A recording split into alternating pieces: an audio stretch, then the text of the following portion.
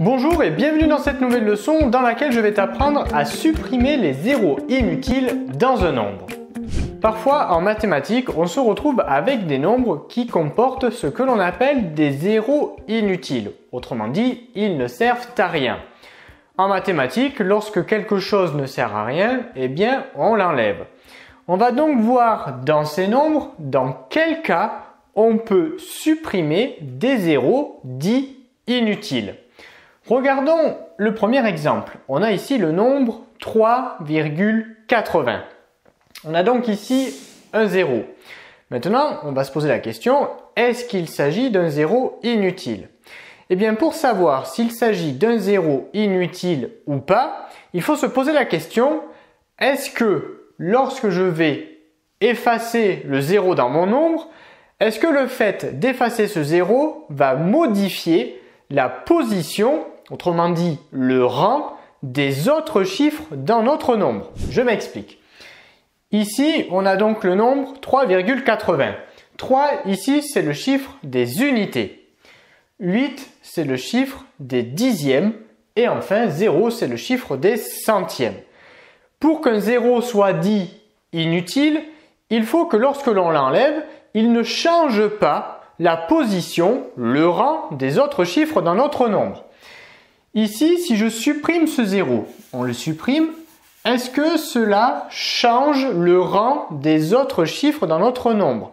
Eh bien non, puisque même si j'efface ce 0, le 8 reste toujours le chiffre des dixièmes et le 3 reste toujours le chiffre des unités. Autrement dit, dans cet exemple, dans ce premier exemple, le fait de supprimer ce 0 ne va pas changer le rang des autres chiffres dans notre nombre. Donc ici, on avait bien un 0 dit inutile. Donc dans ce cas, j'ai bien le droit de le supprimer. Regardons à présent notre deuxième exemple. Ici, on a donc le nombre 600 et on a deux zéros. Ici, c'est un peu plus intuitif puisqu'ici, on a un nombre entier. Ici, on avait un nombre décimal. Ici, j'ai un nombre entier. Si je supprime ces deux zéros, qu'est-ce qui va arriver? Je regarde ici le rang, la position du chiffre 6.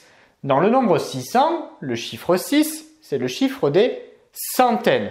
Qu'est-ce qu'il arrive si je supprime les deux zéros qui sont après le 6? Alors, dans un premier temps, on va par exemple en supprimer un, c'est-à-dire celui qui est à la fin. Si je supprime ce 0, est-ce que les autres chiffres changent de rang? Eh bien oui, puisque dans ce cas, ce 0 qui est là devient le chiffre des unités et le 6 qui est là devient le chiffre des dizaines. Mais rappelle-toi tout à l'heure, donc tout à l'heure au départ on avait ce nombre. Dans ce nombre, ce 0 là c'était le chiffre des unités, ce 0 ici c'était le chiffre des dizaines et enfin le chiffre qui est là, le 6, c'était le chiffre des centaines. Si j'enlève ce 0, le 6 n'est plus le chiffre des centaines, cette fois c'est le chiffre des dizaines, et ce 0 n'est plus le chiffre des dizaines, il devient le chiffre des unités. D'ailleurs ici, on sent bien que ce n'est pas possible d'enlever ces zéros, puisqu'ici je change complètement mon nombre. Tout à l'heure j'avais 600, là je me retrouve avec le nombre 60. Et c'est encore pire si j'enlève le deuxième 0. En effet, ici je me retrouve avec le nombre 6. Donc ce n'est pas possible dans ce cas-là de supprimer ces deux zéros. Regardons à présent l'exemple suivant. 5,09. On a donc un 0 ici. 9, c'est le chiffre des centièmes. 0, c'est le chiffre des dixièmes. Et enfin 5, ici, c'est le chiffre des unités. Si je supprime ce 0, mon 9 n'est plus le chiffre des centièmes, mais il devient dans ce cas-là le chiffre des dixièmes puisqu'il se retrouve finalement directement, c'est le chiffre qui va se retrouver après, le premier chiffre qui va se retrouver après la virgule. Autrement dit, si j'enlève le 0 ici, mon 9 n'est plus le chiffre des centièmes, il devient alors le chiffre des dixièmes. Mais pour qu'on ait un zéro inutile, les zéros inutiles, c'est-à-dire ceux pour lesquels j'ai le droit de les enlever, ces zéros-là ne doivent pas changer la position, le rang des autres chiffres. Donc ici, tu l'auras peut-être déjà compris maintenant, je ne peux pas supprimer ce 0 parce que si je supprime ce 0, le chiffre 9 n'est plus le chiffre des centièmes, il va devenir le chiffre des dixièmes. Bon, le 5, lui, dans tous les cas, reste le chiffre des unités, mais comme ce chiffre-là va changer de rang, eh bien, je n'ai pas le droit d'enlever ce 0. Alors, on avance un peu. Donc, exemple suivant, ici, j'ai un 0. Donc, ici, c'est très facile de se souvenir d'ici, de ça. Tous les zéros qui sont placés devant un nombre, ils sont toujours inutiles. En effet, ici, si je supprime ce 0, je ne vais pas changer la position des autres chiffres dans mon nombre. En effet, 7 ici, c'est le chiffre des unités, 8 c'est le chiffre des dizaines et 3 le chiffre des dixièmes. Si j'enlève ce 0, eh bien, les chiffres qui composent mon nombre ont toujours la même position. Donc ici, j'ai bien le droit de supprimer ce 0 qui était un 0 inutile. On continue avec l'exemple suivant. Donc dans l'exemple suivant, on a donc le nombre 53,0780. On a ici un premier 0. Est-ce que je peux le supprimer? Eh bien non, maintenant tu l'auras bien compris, puisque après ce 0, j'ai par exemple le chiffre 7, qui est ici le chiffre des centièmes. Mais si je supprime ce 0, si je le supprime, le 7, dans ce cas-là, n'est plus le chiffre des centièmes, il se retrouve alors à la position du chiffre des dixièmes. Autrement dit, ce chiffre-là va changer de position. Pareil pour ceux qui le suivent derrière. Donc ici, le fait de supprimer ce 0 va modifier le rang des chiffres qui sont derrière. Donc c'est pas possible. Donc je suis obligé de le garder ce 0. Par contre, celui qui est à la toute fin, lui, eh bien, je peux le supprimer. Puisque ce 0-là ne va pas changer le rang des autres chiffres. En effet, ici, on se situe dans la partie décimale. Donc ce dernier 0 ne va pas perturber le rang des chiffres qui sont avant. Le 0 qui est là reste toujours le chiffre des dixièmes, le 7 reste toujours le chiffre des centièmes et le 8 reste toujours le chiffre des millièmes.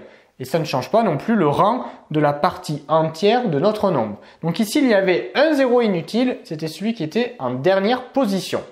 Et enfin ici, on a un dernier nombre, 7,100. Est-ce que je peux supprimer les 0, un ou plusieurs zéros dans ce nombre? Ici, oui, je peux supprimer les deux derniers zéros. En effet, le 7, ici c'est le chiffre des unités, le 1 c'est le chiffre des dixièmes.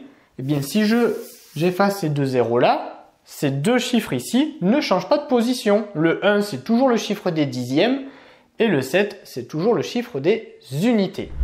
Pour récapituler très rapidement la règle des zéros inutiles, retiens les deux choses suivantes. La première chose, c'est que tous les zéros qui vont être écrits devant un nombre vont être de fait des zéros inutiles. C'était ici le cas. Donc là, j'ai réécrit les zéros inutiles tout à l'heure en rouge. Ici, on avait un 0 qui était écrit devant notre nombre, c'est-à-dire le nombre 87,3. Bien, comme il est écrit devant, j'ai le droit de l'enlever de suite parce qu'il s'agit d'un 0 inutile.